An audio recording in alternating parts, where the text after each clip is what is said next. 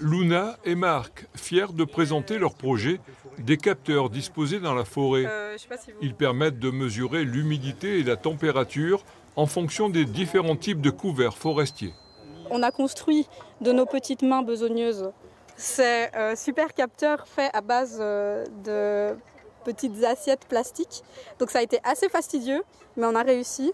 Donc l'idée c'est après de placer des capteurs au centre, d'empêcher le rayonnement de venir influencer la température. Il y a 6 mois, ils se sont lancés dans l'aventure du service civique écologique, un engagement qui répond à l'envie croissante de s'investir dans l'environnement. On récolte un peu tout ce qu'on a semé avant, donc c'était pas ma génération forcément, mais nous on doit vivre avec ça. Si jamais on doit avoir une descendance, on va leur laisser certainement encore pire.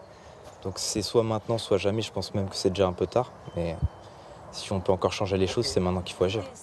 Depuis 1 an et demi, la formation a réuni 15 000 volontaires. Objectif, 50 000 jeunes en mission d'ici 2027. Le service civique, c'est une mission d'intérêt général, longue, 6 à 12 mois, intensive, 24 heures par semaine, indemnisée, 620 € par mois, au terme de laquelle les jeunes ont un bagage, une formation, un accompagnement au projet d'avenir qui les amène à des métiers verts ou verdissants. Un service civique ouvert aux 16-25 ans, élargi à 30 ans pour les personnes en situation de handicap.